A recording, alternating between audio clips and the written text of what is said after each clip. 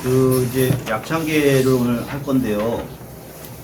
이제 학문으로 이제 보통 신중기도 같은 거 할 때 약창계, 화엄성중 기도할 때 약창계를 하죠.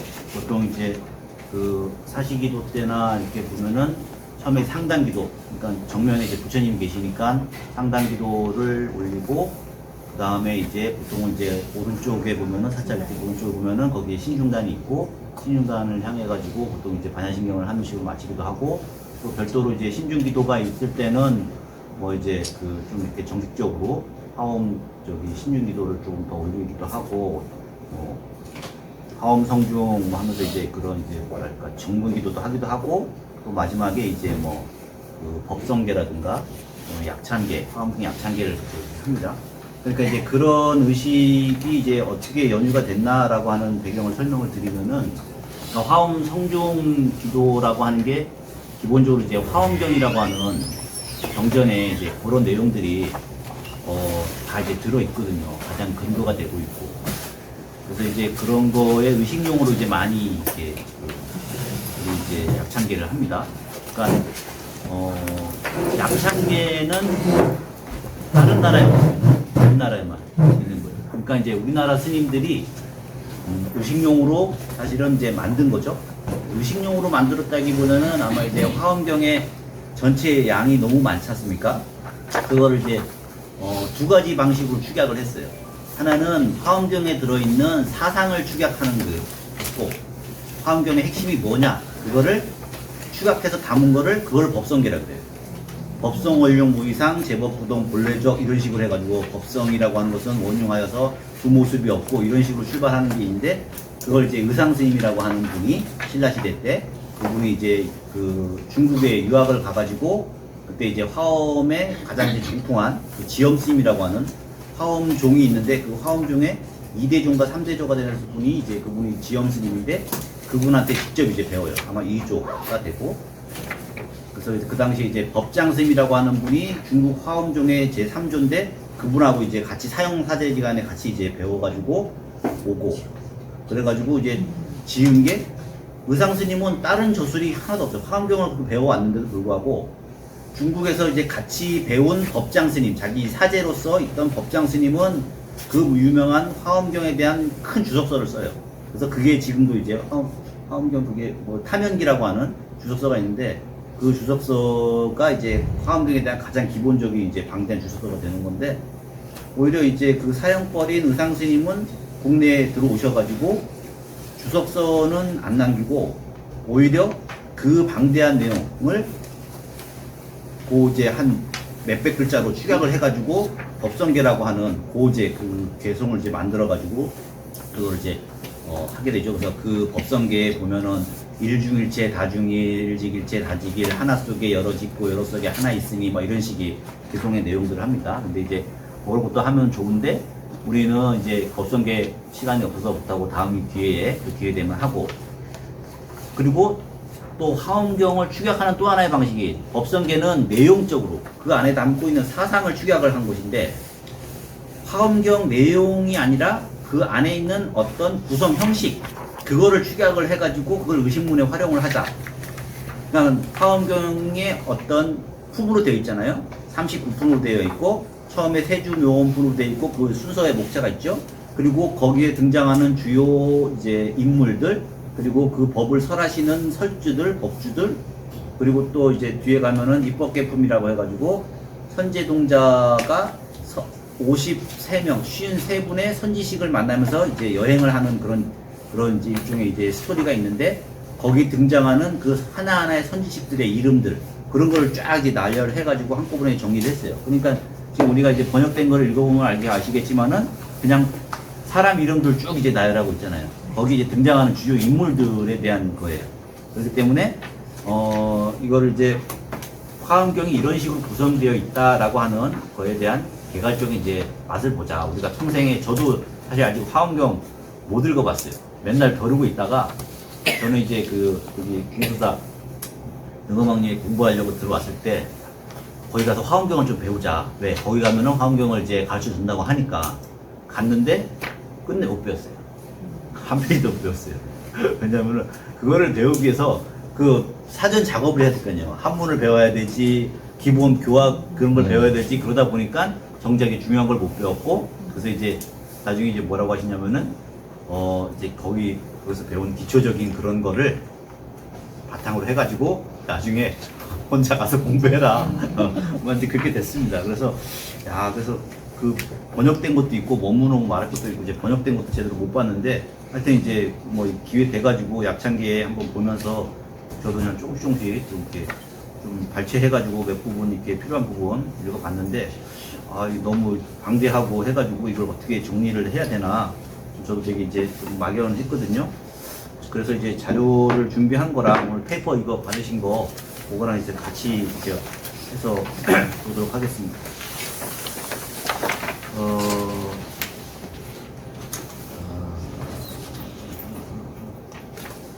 이거 전체 개요를 한번 더 설명을 드리고 제가 이제 항상 이제 우리 공부기관부터 이제 같이 오셨던 분들 아까 뭐 5월 며칠부터 했다고 하더라고요. 꽤 오래 했어요. 네, 여름 되기 전부터 했으니까 그때부터 제가 강조해 왔던 게 그 불교는 지혜와 자비 이 두 개의 틀로 양족존으로 다 이해가 된다. 이 두 개 합치면 그게 부처님이다.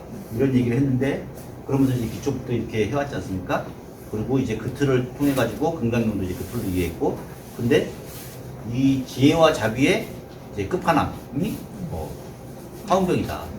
네, 화엄경을 제가 봤을 때는 화엄경을 그냥 한마디로 얘기하면 그냥 지혜 자비 이 얘기거든요. 그러니까 이제 이 얘기 외에는 사실 내용적으로 사실 할 말이 없어요. 사실은. 그러니까 다 아시는 내용이야. 내용적으로는 다 아시는 내용이라고 하면 되고, 그럼 화엄경에서는 이거를 지금 어떻게 설명을 하고 있냐라고 하면은 먼저 이제 삼성원융이라고 하는 게 있습니다. 삼성원융이 세 분의 성인이 있다. 그것이 원융하다, 한덩어리다 라고 얘기해요. 삼성, 원, 세 분의 성인이 원융하다라고 얘기했는데 이게 한덩어리라는 뜻인데 이게 뭔 소리냐면은 화엄경을 설하시는 분은 누구실까요? 부처님. 근데 부처님이 우리 배웠잖아요. 자비의 실천자로서 응시 부처님 있고 서가모니 부처님이 있고, 그렇죠? 그 다음에 고신이라고 말이 있고 또 법신이라고 있잖아요. 진리 그 자체로서, 지혜 그 자체로서의 부처님이 있잖아요. 그러면은 이 세 분 중에서 어떤 분이시죠? 부처님으로는 응신 부처님이 있고 혹은 화신불이라고 하죠. 그리고 진리 그 자체로는 법신불이라고 하잖아요. 그죠? 그래서 청정 법신 비로자나불. 그죠? 그러니까 화엄경의 법주는 법신 저기 있잖아요. 오마모카 바이로차나 또 있죠? 비로자나 부처님. 바이로차나를 비로자나라고 그래요. 비로자나 부처님 한 분의 성인이고, 비로자나 부처님을 두 가지 측면으로 나눌 수 있다는 거예요. 비로 부처님을 두 가지 측면으로 나눌 수 있는데 법신불인데, 하나는 문수보살, 그죠? 네, 지혜를 나타내는 문수보살. 또 한 분은 누구겠어요? 고연. 네, 고연보살. 이렇게 해가지고 세 분이 이제 이게 한 덩어리인데 부처를 얘기하면 이 두 분을 합치면은 비로자나 부처님이라. 비로자나 부처님을 나누면은 문수보연이라는 얘기예요. 그죠? 문수는 지혜를 상징하고 관야지혜, 고연은 중생의 구원을 얘기하잖아요. 그래서 뭐 대지문수 사리보살 얘기할 때 큰 지혜, 대행보연보살 큰 실천, 그리고 보살을 행, 그죠? 이거를 외에는 벗어난 얘기가 없다. 그냥 이 얘기다. 그래서 요거를 이제 삼성원융이라고 얘기한다. 근데 비로자나 부처님은 법신 부처님이잖아요. 법신 부처님은 언어가 말이 있겠습니까? 없죠. 언어를 초월하신 분이잖아요. 그렇죠? 그렇기 때문에 이분은 말이 없어. 그러면 이 화엄경 엄청나게 많은 경전 다 누가 얘기했어? 보자. 네. 문수 보연이 대신 얘기한 거야. 경전을 보면은 보연 이 설하고 왜 비로자나 부처님이 그 이제 입에서 이제 요 미간에서 광명을 쫙 이렇게 보내요. 그러면 그 광명이 이제 그 보현보살의 입속으로 딱 들어가요. 그래가지고 입속으로 들어간다는 얘기는 이게 그 텔레파시 받아가지고 그 광명을 머금고 그거를 가지고 구체적으로 이제 인간이 알아들 수 있는 말로 이렇게 나타내는 거예요. 이분은 빈말 쏘는 거야, 빈말. 비로자나 부처님을 다른 말로 뭐라고 하냐면은 바이로차나라고 하는 말을 번역을 하면은 우리가 이해할 수 있는 말로 번역을 하면은 광명이라는 뜻이에요, 광명. 미리 말씀을 드리자면은 자, 비로자나 부처님을 모신 정각을 뭐라고 할까요? 비로자나 부처님을 모신 정각. 석가모니 모시면은 대웅전, 그죠? 또 뭐 아미타 부처님을 모시면은 극락전, 그죠? 그리고 관세음보살을 모시면은 저때 뭐 원통전, 뭐 관음전, 뭐 이런 식으로 있잖아요. 오타전 이런 식으로. 비로자나 부처님을 모신 정각. 대적광전. 대적광전. 대적광. 광이야, 광. 이 비로자나 부처님은 구체적인 형상이 아니고 빛으로 오시는 부처님이고 그냥 빛으로 모사대를 분이거든요. 그래서 뭐라 그래? 뜻으로 번역을 하면은 비로자나 부처님은 바이로차나는 그냥 뭐라 그러지? 갑자기 생각나네. 광명변조. 광명변조. 빛이 변조. 두루두루 비춘다 이런 뜻. 광명변조의 뜻이에요. 뜻 자체가 있는. 그리고 요거를 다른 말로 하면은 번역하면 이렇게도 번역해요. 대일열애. 대일열애 뭐죠? 빛, 태양. 태양이라는 뜻이에요. 우리가 빛 뭐예요? 빛 중에 제일 센 빛은 뭐예요? 태양이잖아요. 부처님, 이 비로자나 부처님은 사실은 태양을 상징하는 분이에요. 이게 해일자잖아요, 해일자. 태양. 그리고 우리가 이제 대적광전을 줄여가지고 다른 말로는 보광전이라고 부르기도 하고, 그죠? 보광전. 다 빛과 관련되잖아요. 보광전. 보는 넓을 보, 광은 빛광, 빛을 널리 펼친다. 뭐 이런 식으로. 그죠? 또 다른 말로 뭐 비로전. 비로전이라는 말 들어본 적 있죠? 또 뭐가 있을까? 정각은 아니지만은 산에 가면은 제일 많은 봉우리 뭐라 그래요? 비로봉. 비로봉. 우리나라의 비로봉 제가 몇 군데 찾아봤거든요. 금강산 제일 높은 게 비로봉, 요양산도 비로봉, 치악산도 비로봉, 뭐 어디야 저기 대구에 있는 팔공산도 비로봉, 치악산 얘기했나? 북한산에 드시. 네, 비로봉 너무 많아. 네. 다 비로봉이야. 우리나라가 왜 이렇게 비로봉이 많냐면 비로자나 부처님을 상징하는 비로봉이잖아요. 우리나라는 전통적으로 화엄을 제일 중요시하는 나라 전체가 일본은 연화경, 모품 연화경을 가장 중요시하고, 그래서 뭐 남묘혈행기급 이런 게 있잖아요. 기본적으로 이제 그 사람들은 이제 그 법화경을 중심으로 하는 신앙이 가장 일반적이고, 우리나라는 어떻게 된 건지 또 화엄경을 되게 좋아했어요, 역사적으로. 그래서 약창계도 우리나라밖에 없어. 화엄경을 축약하는 그거 자체가 거의 없거든요. 아마 저기 중국 같은 경우에는 아마 제가 봤을 때는 그 이제 정토 그쪽이 강하고 정토교 아미타불. 근데 우리는 이제 비로자나 법신불. 어쨌든 간에 요 두 분들이 문수와 보현이 지금 법주가 돼서 설주가 돼서 주로 나가 돼가지고 이제 그러니까 요 분들이 얘기한다는 것은 그 두 개가 사실은 지혜와 자비가 상징이라는 거죠. 그렇게 구성이 되어 있다라고 하는 거예요. 그러면은 이제 이분들을 법으로는 지혜와 자비인데, 그죠? 법의 내용으로는 지혜와 자비인데 사람으로는 문수와 보현으로 이제 상징되고 있잖아요. 그러면은 문수 보살은 반야 도시 뭐예요 이게 바라밀이잖아요. 대승불교 특히 이제 여기서는 그 바라밀을 중심으로 해가지고 모든 교학을 이제 전개를 하는데 문수보살은 반야 바라밀 지혜, 그죠? 그때의 지혜는 무분별지라고 말씀드렸죠. 네, 그거를 상징하고 일체의 분별 없고 평등하고 그런 걸 상징하는 존재가 되는 거고, 보현은 자비의 실천, 그리고 바라밀로는 도시 지계, 인욕, 성진 이런 식으로. 그래서 여기는 반야 바람일에 해당하고 이쪽은 고시, 지계 등의 여러 가지 바람일을 이제 한다는 거예요. 그러면은 구체적으로 그거를 6가지인데 화엄에서는 그거를 10가지로 맞췄어요. 그게 지금 여기가 하고 있는 1번부터 10번까지 고시, 지계, 인욕 이렇게 되는 거죠. 그래서 이 지금 10가지가 결국은 문수와 보현을 또 쫙쫙 나눈 거다. 세분한 거다. 이렇게 보시면 돼요. 처음에는 비로자나 보이라고 하는 한 부처님 형상할 수도 없고 오직 빛으로만 묘사되는 비로자나 부처님이 둘로 나눠지고 지혜와 자비로 나눠지고 그것이 다시 6개로 나눠지고 6바라밀로 나눠지고 그것이 또 4개가 더 붙어가지고 10바라밀이 된 거다. 그죠? 1, 2, 6, 10 이런 식으로 파생되는 관계다 라고 하는 걸 이해하시면 되겠습니다. 입체적으로. 그러면 이제 화엄경은 모든 항목에서 반드시 10개로 10으로 해요. 왜 10이냐면 거기 뭐 5가지, 7가지 이렇게 안 오고 반드시 10가지로만 돼 있어요. 10이라고 하는 게 상징적으로 가장 이제 완전한 수다. 퍼펙트한 거다. 온갖 것도 다 부족했다. 조금도 결함이 없다. 이런 상징으로 10가지. 그러니까 뭐 얘기하면 질문 한 가지 했어요? 그러면 대답도 10가지로 해요. 어떤 항목에 대해서 부처님은 어떤 분이십니까? 그러면 10가지로 대답을 해요. 이런 식으로.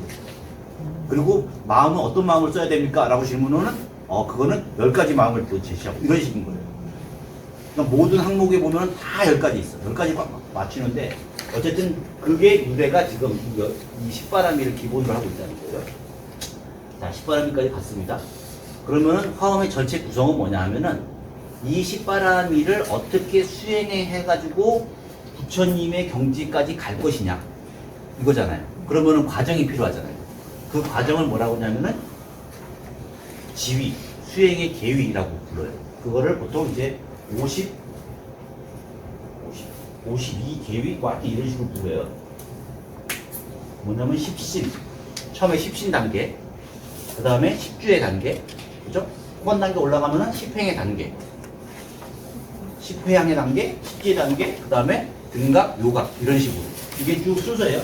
그래서 10신, 10주, 10행, 10회향, 10지 마치 이제 우리가 이제 계단을 올라가듯이 처음에 10신, 10주, 10행, 10회향, 10지, 등각, 요각 그래가지고 부처님 이런 식으로 이제 되는 거죠.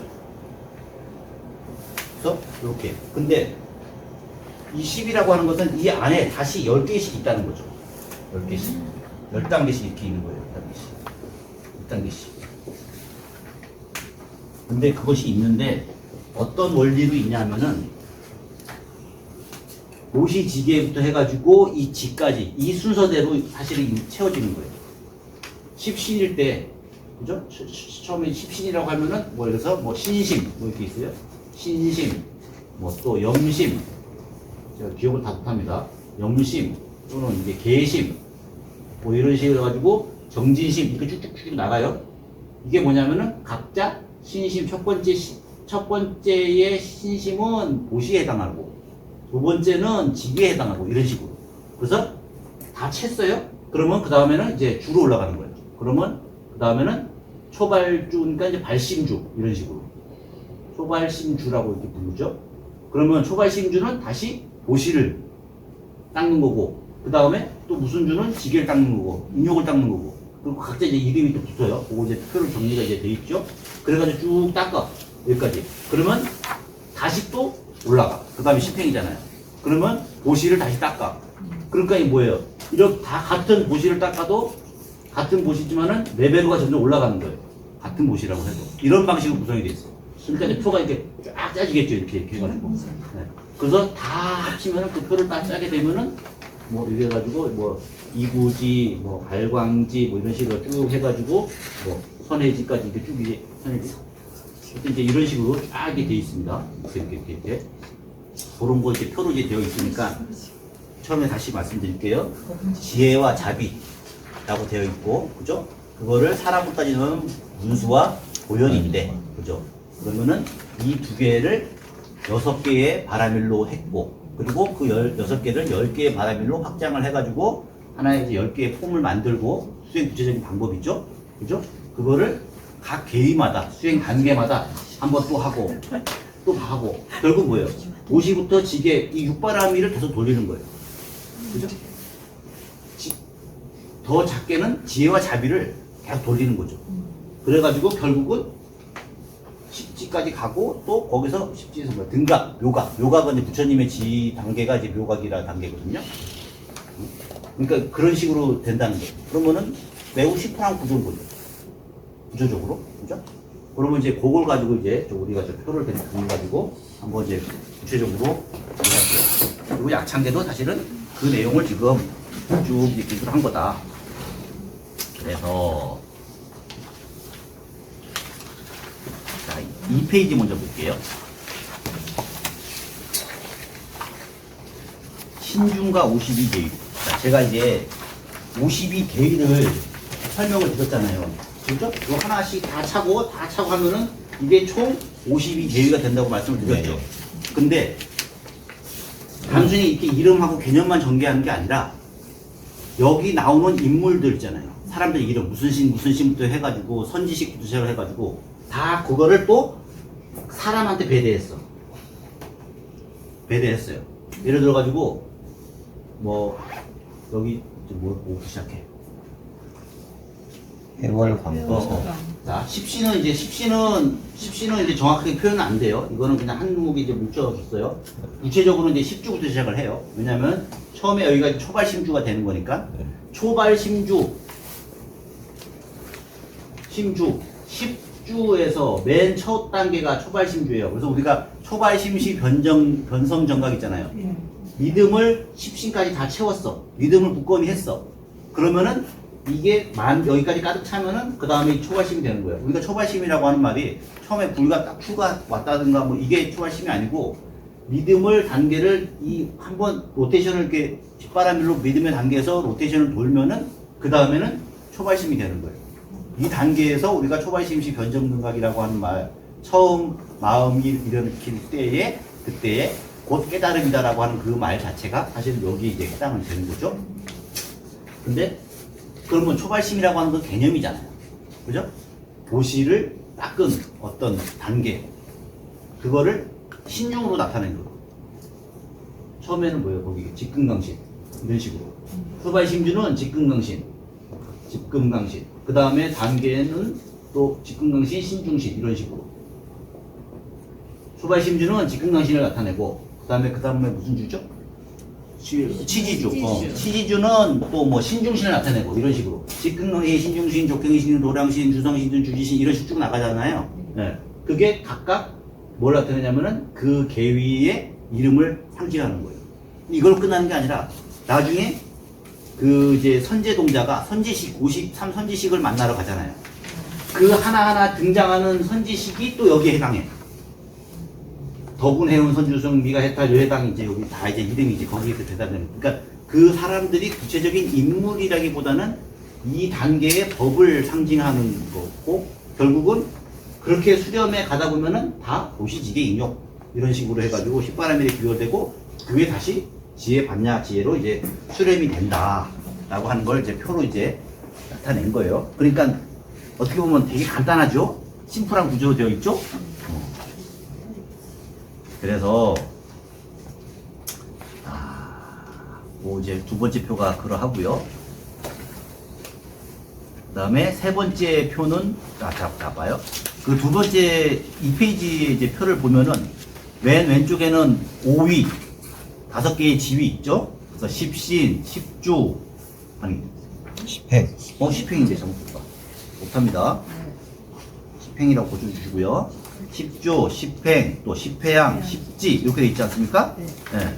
거기에 따라서 각자 뜻이 있고 거기 뭐 십주에는 뭐 발심주, 치지주, 수행주 이렇게 쭉 계위가 이름이 있죠. 각 단계마다 이름이 있죠.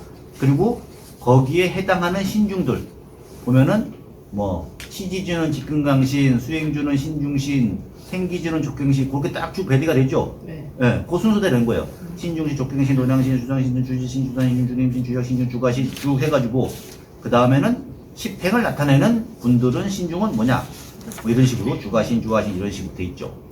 그 다음에 다시 그 다음 페이지 보세요. 한 페이지도 똑같은 표인데 이번에는 입법 계품에 나와 있는 53 선지식. 그것도 역시 맨 왼쪽에 10신, 10주, 10행, 10향, 10지 이런 식으로 나가죠? 그죠? 각자 거기에 또 10개씩 뭐 발심주, 치지주 쭉 있죠? 근데 거기에 해당하는 게 뭐죠? 덕운, 해운, 선주, 미가, 해탈 이렇게 되죠? 다 이렇게 배대가 이렇게 된 거예요. 그게 뭐예요, 결국은? 10바라미를 한 번 돌리고, 두 번 돌리고, 세 번 돌리고, 네 번 돌리고. 그죠? 그리고 거기다가 또 이제 부족하니까 이제 그거를 이제 그렇게만 돌리면 재미없으니까 거기다 또 사람을 배대해가지고 처음에는 신중으로 돌리고 그 다음에는 선지식으로 돌리고 그렇게 된 거예요. 그러면 어떤 원리인지 아시겠죠? 네. 그러면은 예를 들어가지고 예를 들어서 보세요. 그 10행 중에서 환희행 보이시죠? 환희행은 처음에는 이제 맨 앞에 바람이론 보시잖아요. 네. 그러면은 환희행은 보시와 관련된 거구나. 그죠? 이렇게 되는 거예요. 환희행인데 왜 기뻐? 아, 보시를 해가지고 일체 중생을 기쁘게 하고 나도 기쁘다. 이렇게 되는 거죠. 환희라고 하는 기쁘다 뜻이잖아요. 그러면 선견비구가 거기에 이제 선지식으로 나오죠? 그러면 이 선견비구는 보시를 행하는 거를 상징하는 어떤 선지식이구나. 이런 식으로 된다는 거죠. 그리고 앞에 이 페이지에 보면은 똑같이 환희행 10지 중에 10지 중에서 10행 부분 보세요. 역시 환희행으로 돼 있고 신중은 주가신이잖아요. 그죠? 네. 주가신도 보면은, 아, 그 내용은 이게 그 말은 복잡할 수는 있어도 여러 가지 설명이 있을 수도 그 핵심은 이게 일체 자량 뭐 이런 걸 가지고 도와주는 걸 얘기하는 거구나. 이렇게 이제 배대가 되는 거예요. 아시겠죠? 자, 그러면은 우리가 이제 구체적으로 전체 구도는 알았으니까 교재 18쪽 화엄경 약찬계 같이 한번 한글로 된 거 읽어보면서 가겠습니다. 대방광불 화엄경을 예, 아니 읽는 거 아니고 제가 자, 대방광불 화엄경이잖아요. 제목 그거를 이제 용수보살께서 개송으로 이제 간략하게 엮으신 것이 이게 약찬계다라는 거예요. 대방광불 화엄경, 대방광불 화엄경도 설명을 할게요. 우리가 그냥 일일이 다 할 수는 없지만은 그래도 준비해온 만큼만 해보겠습니다. 그 페이지 4페이지 우리 프린터 4페이지 보면은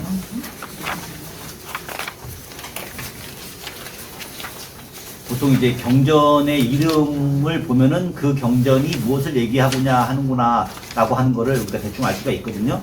그래서 이제 그거를 한번 적어왔습니다.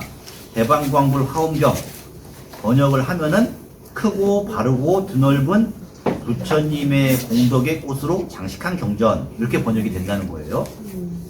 그걸 이제 원래 이제 그 산스크리트어로 하면은 마하, 바이뿔리아, 붓다, 간다뷰하, 수트라 이렇게 이제 된다는 거죠. 마하는 마하 크다라는 뜻이고 바이뿔리아는 대방 혹은 방등 뭐 이런 뜻입니다. 그 다음에 부다는 부처님이고 간다는 꽃이란 뜻이고요.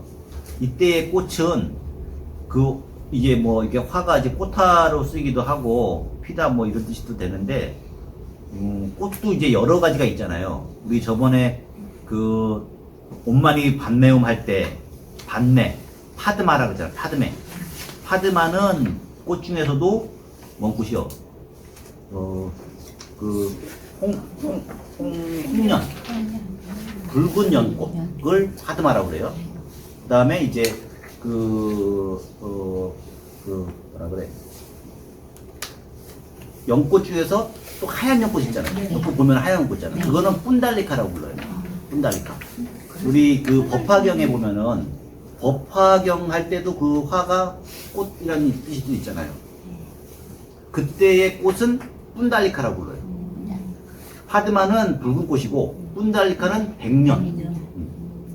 그래가지고 법화경을 뭐라 그래 사따르마 뿜달리카 수트라 이런 식으로 부르거든요. 다르마 가장 묘한 다르마를 백 하얀 연꽃에 비유한 경전 이렇게 되는 거죠. 근데 여기서도 꽃이 있잖아요. 화엄경에도 꽃이 있는데 참 경전이 꽃을 다도 좋아해가지고 이때의 그 간다 간다라고 하는 그 꽃은, 간다라고 하는 꽃은, 그, 뭐라 그래야 되나? 잡화? 우리 가면은 이렇게 하나만 이렇게 달랑게 펴 있고, 한 종류만 달랑 펴 있는 게 아니라, 여러 종. 네, 여러 꽃들, 그냥 모두 보면은 이제 모두 온갖 잡초들, 그런 것들이 다 이제 피어 있는 상태. 그죠? 이거 이름 붙일 수도 없는 뭐 들꽃들 이런 거 있지 않습니까? 민들레부터 시작을 해가지고, 그죠? 냉이꽃, 숯꽃. 그러니까 그 모든 꽃들이 각자 자기 생명을 다 만개하고 피어 있지만은, 각자 다르게 피어 있지만은, 각자 자기의 생명력과 개성을 발휘하면서, 그리고 전체적인 조화를 이루고 있다. 이런 뜻이거든요. 그래서 간다뷰화라고, 뷰화라고 하는 것은 장식했다. 그걸로 이제 치장되었다. 그걸로 아름답게 뭐 장식되었다. 뭐 이런 뜻이거든요. 근데 이제 그거를 이제 상징하는 것이죠. 그러니까 이 지금 그 화엄경에서는 어떤 순수한 하나의 꽃이 뭐 아름답게 피었다는 이런 이미지보다는 각자의 그런 생명력 하나하나들이 전체와 조화를 이루면서 각자의 자기 생명력을 피우고 자기 아름다움을 드러내는 그런 것처럼 일체의 존재들이 다 긍정되고 있다라고 하는 이제 그런 맥락이 이제 들어있다라고 보여집니다. 거기 이제 보면은 이제 뭐 그 구체적인 교학 어떤 걸 정리한 것들을 보면은 뭐 대방광 각자 다 뜻이 있다고 이제 뭐 해설을 하는데 그것까지는 뭐 너무 이제 장대하고요. 뭐 그 대라고 하는 거는 그 본체가 비로자나 본체가 큰 것이요. 뭐 그런 식으로 이제 표현된다는 거예요. 상이라고 하는 것은 지혜가 뭐 지혜의 덕이 가득 참이요. 뭐 이런 식으로 표현을 한다는 건데 그런 건 이제 추상적인 얘기니까 많은 뜻을 포함하고 있다. 그 정도 됐고 또 화엄경은 우리가 보통 이제 60화엄, 80화엄, 40화엄 이런 식으로도 부릅니다. 그건 뭐냐면은 화엄경이 이제 중국의 원래는 산스크리트 인도 말인데 중국에 번역이 될 때 세 개의 판본이 이제 번역이 됐어요. 그거를 우리가 구분해가지고 부르는 게 이제 60화엄, 그러니까 60권짜리 화엄으로 엮여진 번역본이 하나 있고 60화엄은 뭐 동진시대 때의 불타발타라 422년 뭐 그렇게 됐다. 뭐 구체적으로 이런 걸 알 건 아니지만은 어쨌든 우리가 지금 기준하고 있는 건 뭐냐면은 80화엄이에요. 80권본. 그러니까 책 권수가 80권이라는 얘기죠. 80권으로 나눠져 가지고 분권이 돼 가지고 번역된 경전 화엄경 해 가지고 80권 화엄경.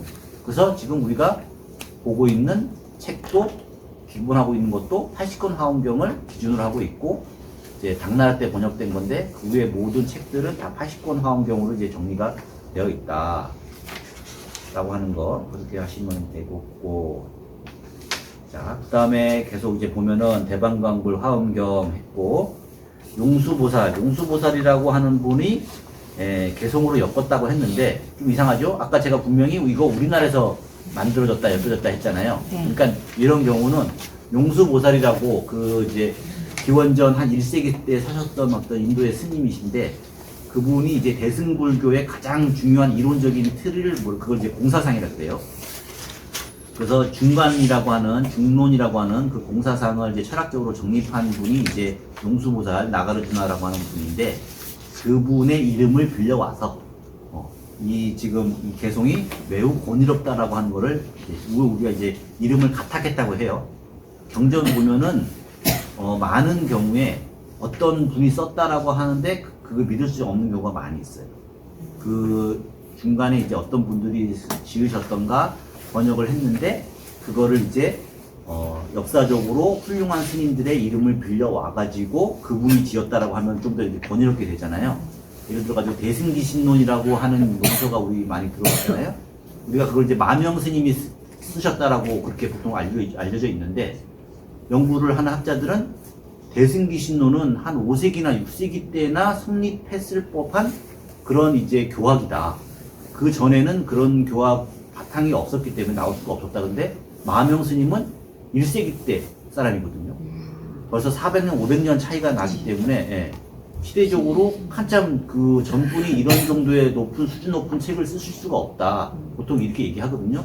또 그러면 이제 마명이라고 하는 어떤 역사적으로 이제 유명한 스님의 이름을 빌려와서 그 책을 좀 권위롭게 하기 위해서 그런 경우가 많이 있습니다. 이것도 마찬가지로 이제 그런 기법을 사용을 했다라고 보시면 돼요. 자, 그래서 처음에 간략하게 엮으셨네. 그걸 중요한 걸 이제 약찬계라고 하는 겁니다. 그 다음에 연화장엄 세계해 비로자나 부처님. 그 다음에 부처님 이제 진법신. 그리고 현재 설법하는 노사나 부처님. 보신분이죠. 그 다음에 사바세계 교주인은 석가모니 부처님. 그래서 이 삼신부처님께 일심으로 규명합니다. 기본적으로 아까 이제 삼신 얘기 잠깐 했죠. 여기 법신응심 얘기했죠. 일단 먼저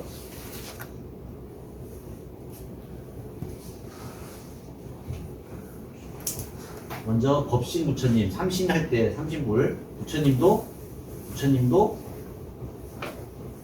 우리가 보통 세 차원에서 이야기를 한다. 하나는 법신 부처님 아이로차나 그죠? 비로자나 부처님은 우리가 법신 부처님이라고 하고, 그리고 왜 부처님이 세 분이야 라고 하는 게 아니고 차원을 세 차원으로 나눈 거예요.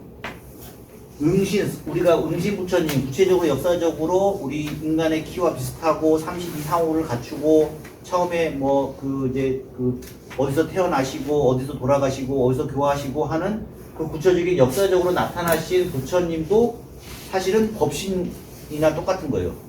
그죠? 왜냐하면 그 진리 그 자체가 나타난 형상이 그쪽이 나타난 거니까. 처음에 비유로 들었잖아요. 하늘에 달이 둥그렇게 하나인데 그것이 강에도 비춰지면은 거기도 뜨고, 그리고 또 뭐 어디 호수에도 뜰 수도 있고, 이런 식으로 다양한 모습으로 나타낼 수 있다. 이거를 우리가 법신이라고 하고, 구체적으로 나타난 것을 우리가 응신 혹은 변화신 이런 식으로 나타낼 수 있다라고 얘기한 것처럼 법신은 이제 그런 방식이다. 하지만은 아까 말한 것처럼 이 법신은 특징이 뭐냐면은 청정, 아주 어떤 구체적인 청정이란 말이 구체적으로 표현될 수가 없다고 하는 거. 키가 크냐, 작다, 빨갛다, 노랗다 이런 걸로 표시될 수 없다라고 하는 개념으로도 한번 쓰이고, 또 순수한 빛으로도 광명으로도 나타난다. 그래서 보면은 여기서 항상 보면은 이렇게 비로자는 부처님 말 안 하셔. 빛을 쏴. 그래가지고 여기서 광명이 쫙 해가지고 이제 뭐 누구 이제 설법자 문수면 문수 입으로 들어간다든가 뭐 발에서 이제 광명을 쏴가지고 발에서 광명이 가가지고 뭐 이런 게 이제 나옵니다. 이런 식으로 돼 있고, 그 다음에 법신, 그 다음에 보신, 보신이라고 하는 말이 있고, 그 다음에 뭐 화신 이런 식으로 표현이 됩니다. 화신은 이제 서가모니 부처님 이런 식으로 구체적으로.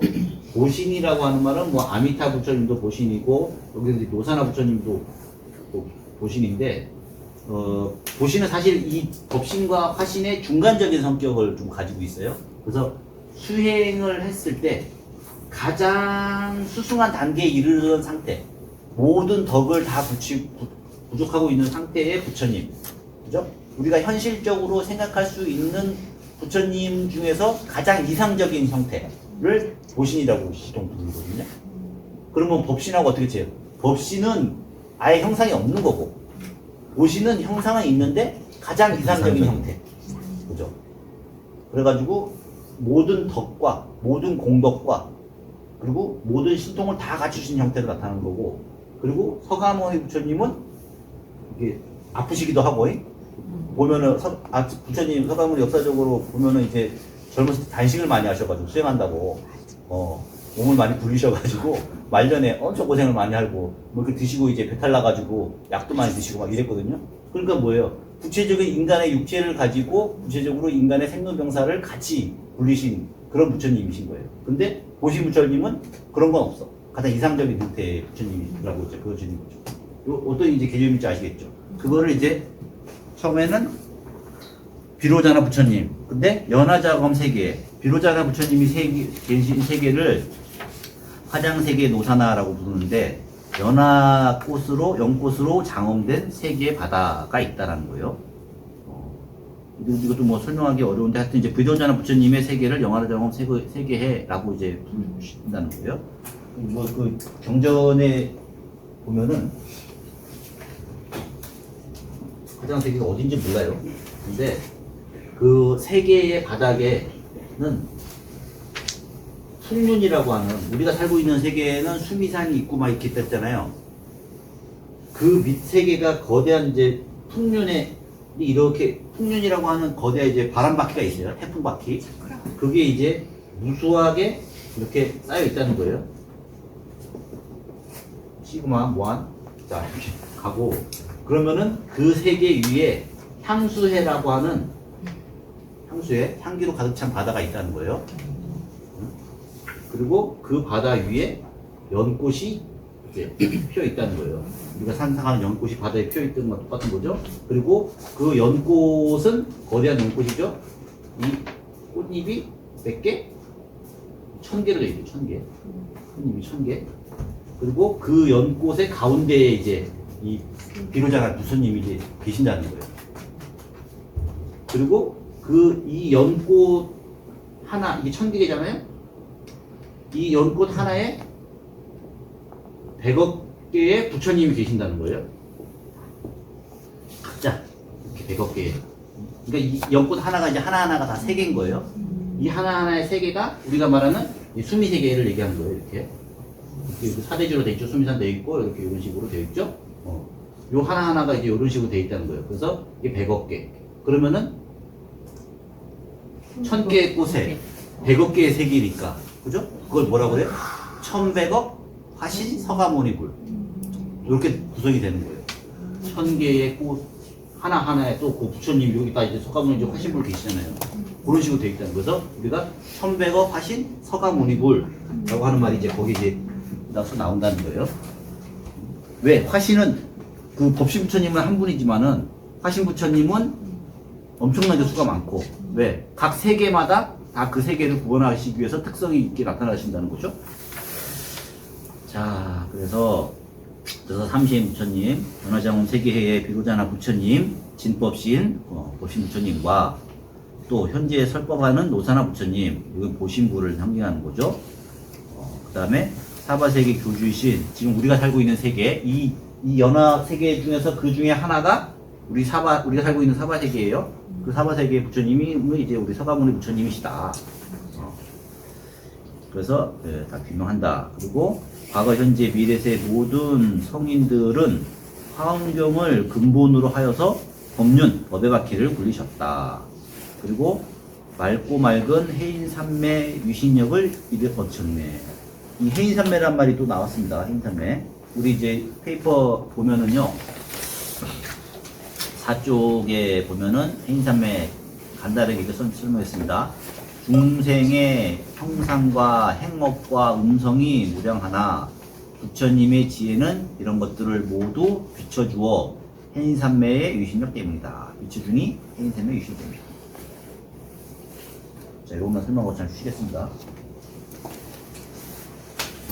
해인산매라고 하는 말, 여기 뭐 그 화엄경 안에는 무수하게 많은 산매가 나와요. 다 정리도 안 될 정도로 많은 산매가 나오고, 뭐 하여튼 읽기도 어려운 산매들이 나오는데, 그 중에서 화엄경에서 제일 중요한 산매가 해인산매. 해인산매 어디서 많이 들어봤죠? 네. 해인사. 해인사. 바다 해자, 도장인자, 이렇게 되는 거예요. 그럼 뭐예요? 바다에 도장이 꽉 찍히듯이 찍힌다는 그런 뜻이에요. 무슨 이미지냐면은 아주 넓은 바다가 있는데 그 바다에 파도가 하나도 없다고 생각했어요. 파도는 뭐냐면은 이게 이 바다를 우리 사람의 마음으로 비유할 수도 있겠죠? 고요하고 드넓은 바다야. 근데 사람들의 일반적인 마음은 어때요? 파도가 출렁출렁 하잖아요. 네. 번뇌의 바람이 불어서 거기에 파도가 출렁출렁 하는 것을 번뇌가 일어나고, 그죠? 오르락 내리락, 좋았다 싫었다, 그죠? 이렇게 출렁이는 바다가 보통 이제 중생들의 번뇌 바다라고 한다면은 부처님의 바다는 이 바람을 뭐라 해요? 무명풍, 무명의 바람이라고 그러잖아요. 어리석음의 바람, 그죠? 번뇌의 파도, 이런 식으로 비유가 되잖아요. 그게 없는 거예요.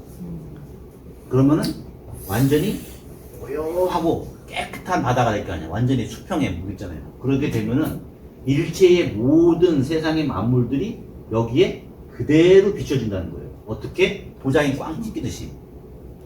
이거 그냥 우리가 그냥 거울이라고 생각하면 돼. 거울면. 광대한 거울면이 있어. 드넓은 거울면이 있는데 그 거울에 일체의 모든 사물이 있는 그대로, 나타난 그대로, 보여진 그대로 어떠한 차별도 없이 파도 치면은 형상이 왜곡되잖아요. 번뇌가 일어나게 되면 승질 나면은 대상이 그대로 보이지 않잖아요. 모든 것이 나한테 지금 덤비는 것처럼 보이잖아요. 근데 부처님의 해인삼매라고 하는 것은 이렇게 고요한 바다를 상징을 한다. 그래서 일체 모든 것이 다 그대로 비춰진다. 라고 하는 이제 그 맥락. 근데 일체의 모든 중생들의 아까 그 쓰는 경전 내용을 보면은 중생들 각각 형상이 다르고 그 사람들의 근기가 다르고 그 사람들의 사람마다 상황이 다르고 또 생각하는 게 다 다르단 말이에요. 그렇기 때문에 처해진 상황도 다르고 근데 그것들이 모두 부처님의 바다에 다 비춰진다. 있는 그대로. 이제 이런 이제 맥락이 있는 거예요. 부처님의 지혜를 상징하기도 하고 그렇게 다 비춰지기 때문에 다 보고 다 부처님께서는 아신다. 이런 걸 이제 상징하기도 하는 거죠. 그래서 좀 더 내용을 설명을 하자면은 그게 이제 해인삼매가 상징하는 것들을 좀 더 찾아보니까 이런 뜻이 있어요. 그래서 모든 중생들의 근기에 따라 가지고 모든 그 모습들을 있는 그대로 비춰주는다라고 하는 그 이미지 하나. 또 그 바다 속에서는 모든 강들이 다 흘러 들어오기 때문에 모든 법들이 그렇죠? 모든 강들, 모든 냇물들이 다 바다로 흘러 들어오지 않습니까? 그런 것들을 다 포용하듯이 부처님의 법은 그 모든 것을 다 포용한다 이런 의미도 있고 그리고 또 세 번째는 진여공각 그 청정하고 깨끗한 마음이 있는 그대로 마음이라는 거예요. 그러니까 여기서 상징하고 싶은 게 뭐냐면 부처님만 저런 마음이 있는 게 아니라 중생의 마음도 사실은 저 바다와 같은 마음인데 차이는 뭐예요? 부처님 중생은 출렁이는 바다고 그죠? 그 파도가 잔잔해진 고요한 바다가 부처님의 마음이라는 거죠. 똑같은 상태인데 단지 파도가 있느냐 없느냐 그 차이라는 거죠. 그리고 또 뭐라 그래? 그리고 바닷속에는 무한한 보물이 거기에 감춰져 있다. 무한한 가능성이 거기에 이제 숨겨져 있다. 영궁에 이제 이런 이제 이미지가 되는 거죠. 잠깐 쉬었다가 다시 하겠습니다.